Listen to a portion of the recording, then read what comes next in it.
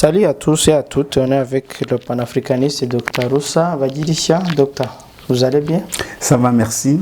Nous allons parler de la relation Afrique-Occident. Vous pouvez nous parler du premier contact? Oui, les premiers contacts Afrique-Occident, malheureusement, ça ne fait pas plaisir à parler de ça, parce que les premiers contacts, au départ, c'était doux, parce que c'était les explorateurs qui sont venus, ils n'étaient pas violents. Ils ont trouvé l'Afrique et les Africains avec l'hospitalité légendaire que tout le monde connaît. Ces explorateurs n'ont pas rencontré aucun problème en Afrique. Ils disaient, on a toujours voulu croire que c'était une curiosité scientifique. Pourtant, ce n'était pas vrai. C'était plutôt l'espionnage et la recherche de la richesse de l'Afrique pour donner le rapport aux colonisateurs. Les missionnaires sont venus avant, c'est vrai. Ils sont venus, ils ont parcouru toute l'Afrique. Ils venaient d'Europe, France, Angleterre, Portugal. Presque tous les pays européens ont envoyé des explorateurs. En fait, les Européens voulaient connaître l'Afrique. Ils voulaient connaître l'Afrique. Il y avait le projet de s'accaparer l'Afrique. Et quand ils sont venus, après, ou un peu simultanément, ce sont les missionnaires qui ont suivi. Les missionnaires ont suivi les explorateurs. Les uns pour la richesse de l'Afrique, les autres pour l'esprit des Africains, pour l'âme africaine, pour, comment dirais-je, pour détourner ou redresser les Africains à leur guise, à leur profit, psychologiquement attaquer les Africains. C'est ça les missionnaires, les but. Les missionnaires. Les missionnaires, oui. C'est ça les deux premiers contacts, les explorateurs et les missionnaires. Et puis après, qui ont suivi, ce sont les esclavagistes. C'est-à-dire,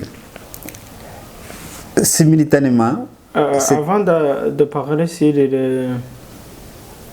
les esclavagistes, les missionnaires disaient quoi? Les missionnaires disaient... Ils venaient avec quoi? Les missionnaires, ils venaient dans les slogans « Sauver les âmes ». Donc c'était les sauver des Africains. Enfin, les sauver des personnes qui ne sont pas blanches. Sauver les âmes. Comme qui dirait qu'ils étaient condamnés à l'enfer. Comme qui dirait qu'ils n'avaient pas d'âme. Il fallait sauver les âmes. Et on a crié à ça. Alors, quand on dit... Vous comprenez alors ce qui est entre les esclavagistes ou les colonisateurs avec les missionnaires. Si on voulait l'Afrique pour sa richesse, il faut désintéresser les Africains. Il ne faut que les Africains s'intéressent à l'Afrique. Il fallait les Africains les dresser dans des situations où ils devaient s'intéresser, où les Africains devaient s'intéresser au ciel, à la vie après, à la vie après la mort.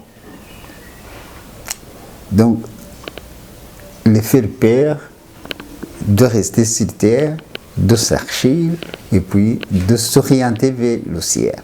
C'est ça. C'est la mission des missionnaires. Sauver les âmes. Sauver les âmes africaines. Et les Africains ne savent pas ça? Comment tu peux... C'est très facile de tromper. C'est très facile de tourner le cerveau de quelqu'un. Même aujourd'hui, te tromper, c'est facile. C'est très facile. Mais avant d'y arriver, il y avait quand même de façon par laquelle les Africains priaient. Oui, ils priaient, mais ils sont venus. Ils venaient de l'extérieur. Ils étaient semblables. Les Africains voyaient dans ces exploiteurs, ils ne voyaient pas comme les hommes. Ils étaient blancs, devaient que les hommes extraterrestres. Ce qu'il disait, ce n'était pas un homme comme toi qui le dit. Il devait te croire. Parce qu'il pense que tu n'es pas dans la même nature. Tu as une peau blanche, tu es habillé autrement, peut-être tu marches sur l'âne ou sur le cheval. On pensait que tu es extraterrestre. Là, on te croit très facilement. Ce n'est pas difficile de détourner l'esprit de quelqu'un. Ils ont mis leur Dieu à côté. Oui. Et commencé à croire. Ils ont dit que le vrai Dieu, c'est ça, le Dieu que les missionnaires menaient. Oui. Mais tantôt on dit qu'ils utilisaient la force pour les faire croire à leur Dieu. Oui, bon, écoute, les résultats, ce ne sont pas les mêmes. Il y a des pays qui résistent. On a utilisé des forces. Comme d'autres continents, comme par exemple en Asie, on n'a pas pu les convaincre. On les tuait, on tuait ces missionnaires, on les brûlait vifs, par exemple au Japon, en Inde, en Chine. C'est pour cette raison qu'ils n'ont pas pu, ces peuples, ils ont pu garder l'écriture. Donc l'écriture japonaise, l'écriture indienne, l'écriture chinoise, ils sont originels, ça ne vient pas des colonisateurs. Tandis que l'Afrique a perdu totalement sa culture. Il a épousé la culture occidentale.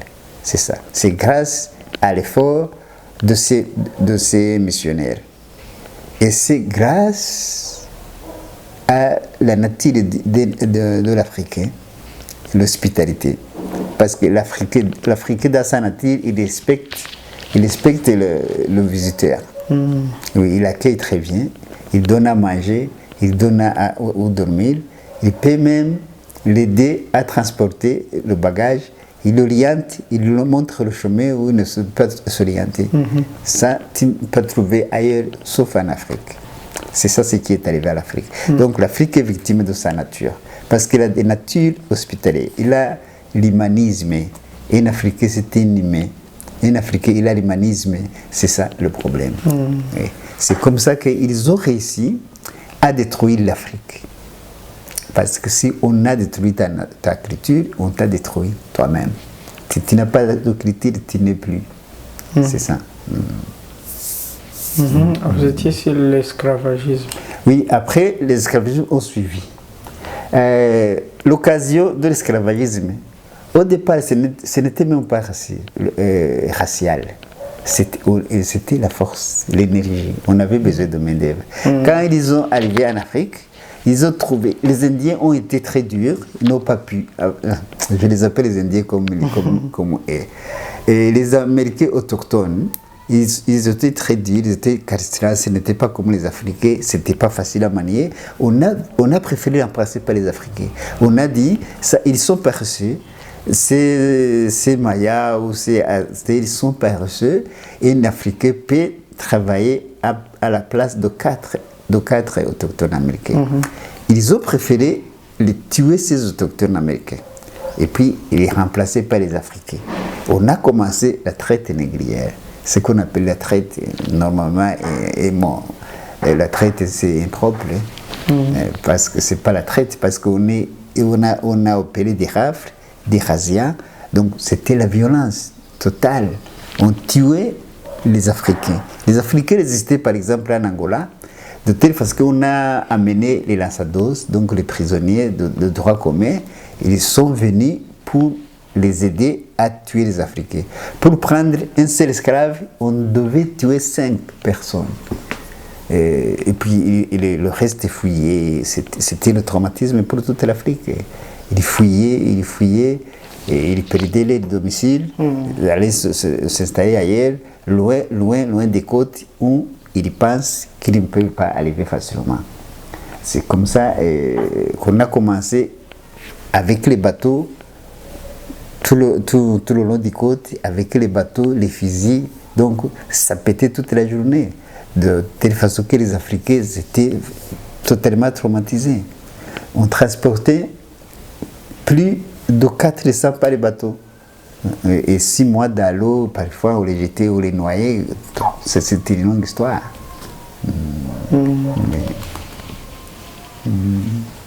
Voilà. Et après les esclavagistes, les colonialistes. Les esclavagistes, tu penses que ça dirait combien de temps? 4 siècles. Oui, avec 4 siècles, les esclavagistes travaillaient, les Africains travaillaient pour les Européens. Aujourd'hui, l'Amérique. Pendant les 4 siècles, l'économie d'Europe a monté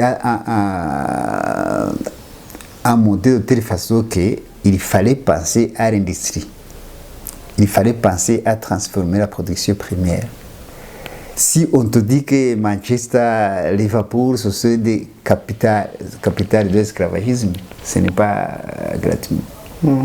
Si on te dit que la révolution industrielle, la première révolution industrielle, il est né grâce à l'esclavagisme.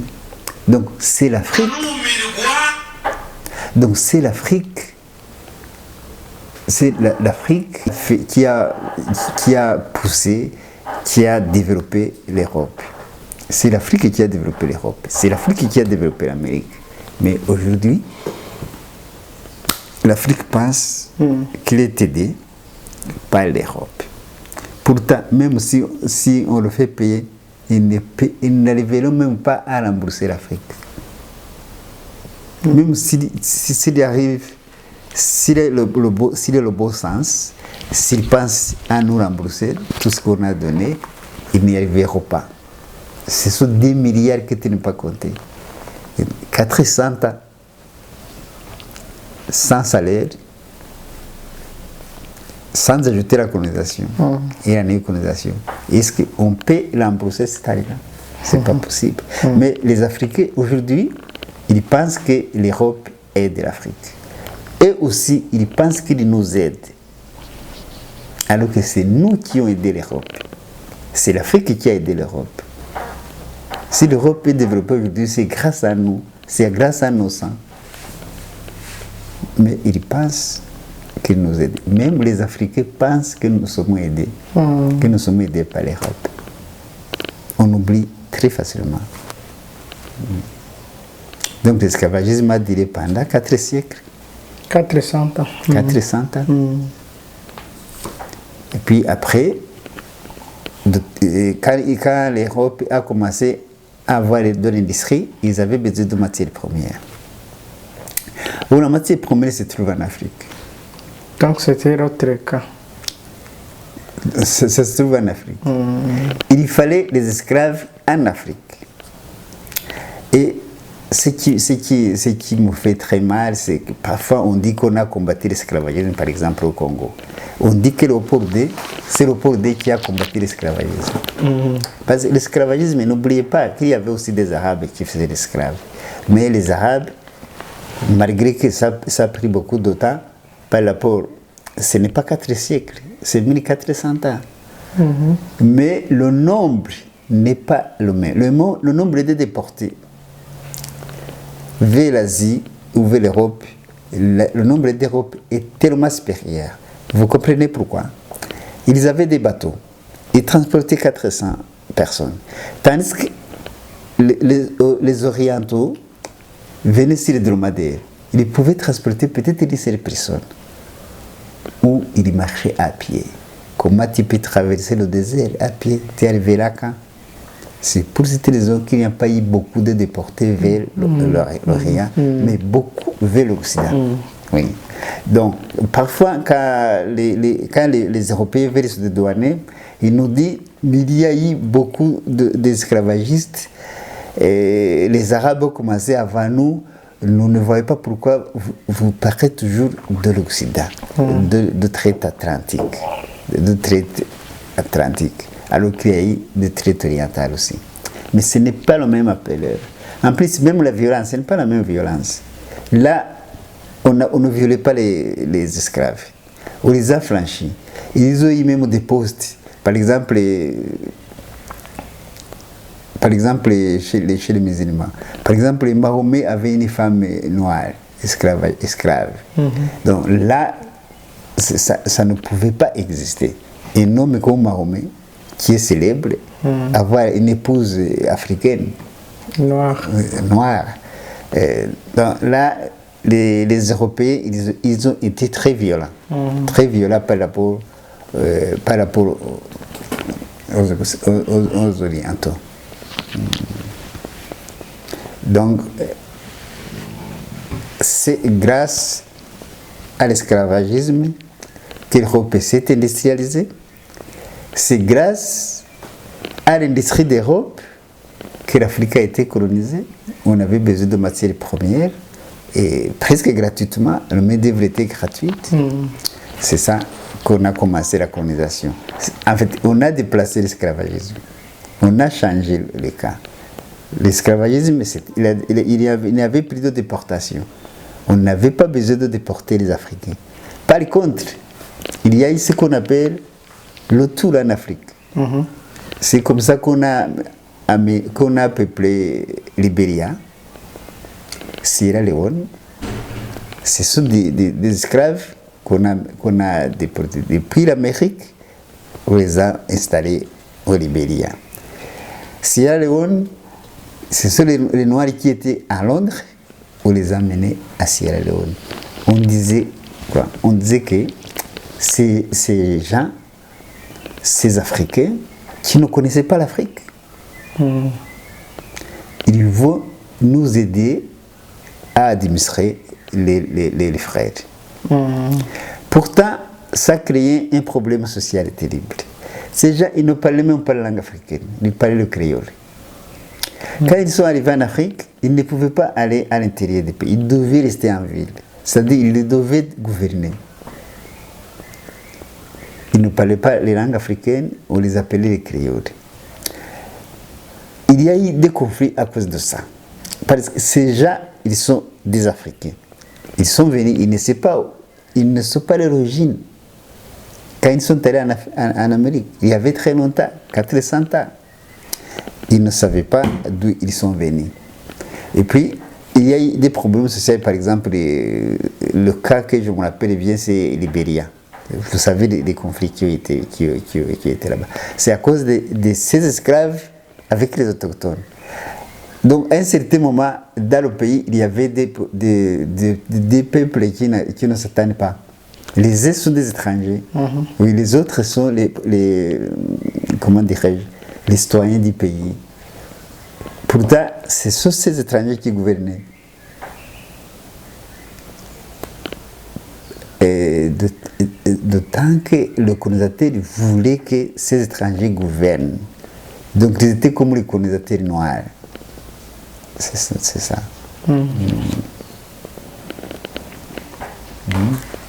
Docteur. La colonisation, c'est presque la continuité. Donc la colonisation, on a changé de nom, c'est l'esclavagisme sous une autre forme. Et si le colonisateur avait besoin de matières premières, les Africains qui exploitaient ces matières premières, c'était gratuit. Et tout le monde se rappelle du Congo aussi. Le chemin de fer de 850 km depuis Blaza jusqu'au Pointe-Noire. Ceux qui ont fait ce chemin de fer, la main-d'œuvre, c'était les Congolais. Ils n'étaient pas payés. On ne sait même pas. Il y a eu 30 000 victimes. Même le canal de Suez, on l'a creusé pendant 10 ans. Il n'y avait pas de machine. 25 000 victimes. Dans les mines d'or, dans les mines de diamants, dans les mines de castrite. Ces Africains qui travaillaient dans ces mines n'étaient pas payés. Alors, quel est autre esclavagisme qui ne peut pas être ça? C'est esclavagisme total. Donc la colonisation, on a changé de nom, c'est la continuité de l'esclavagisme.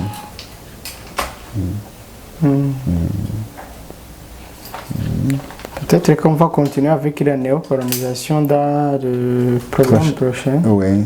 Oui. Seulement, c'est vrai, la néocolonisation c'est un peu différent. Oui, mais il n'est pas moindre. Au point de vue conséquence, il n'est pas mieux. C'est dommage. C'est dommage. Heureusement, heureusement que tout prend fin. Pays européens qui acceptent que la colonisation est un crime contre l'humanité. Oui, même dernièrement, Macron. Macron a dit dernièrement, c'était la première fois que j'entends un beau mot de Macron, il a dit que la colonisation c'est un crime contre l'humanité. Tandis que l'esclavagisme, on l'a qualifié crime contre l'humanité en 2001. L'esclavagisme. Oui, la loi a été votée. C'est pour cette raison que nous fêtons le 10 mai. C'est la journée où on a aboli l'esclavagisme. Et on a accepté que l'esclavagisme est le crime contre l'humanité. Est-ce qu'ils ont indemnisé? Non, pas encore. Est-ce qu'on peut avoir cette indemnité? Oui, tout sera possible. Parce que même avant, on ne croyait même pas que c'était un crime. On disait que ce n'est pas un crime. On voulait la main d'œuvre. Mais tout ça... après, en 2001, ils ont accepté. Il n'y a qu'un seul pays qui a refusé. C'était l'Afrique du Sud. La partie était toujours là. Oui, il a refusé. Mais aujourd'hui, il peut changer. Aujourd'hui, on est en 2023. Oui. Il y a 12 ans. L'Afrique du Sud il n'y a plus d'apartheid. Non, il y a 22 ans, pas 12 ans.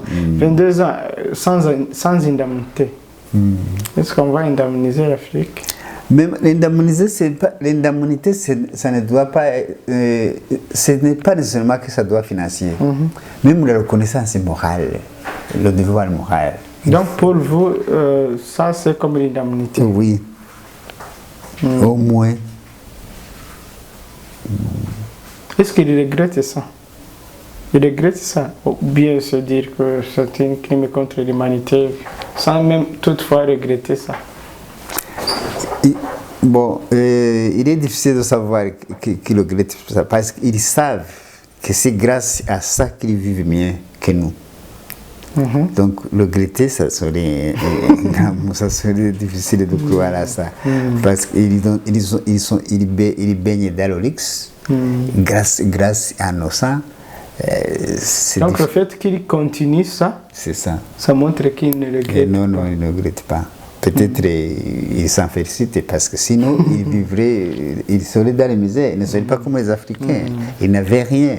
Il faut savoir avant le contact avec l'Afrique, comment ils étaient. Ils étaient dans des situations misérables plus que nous.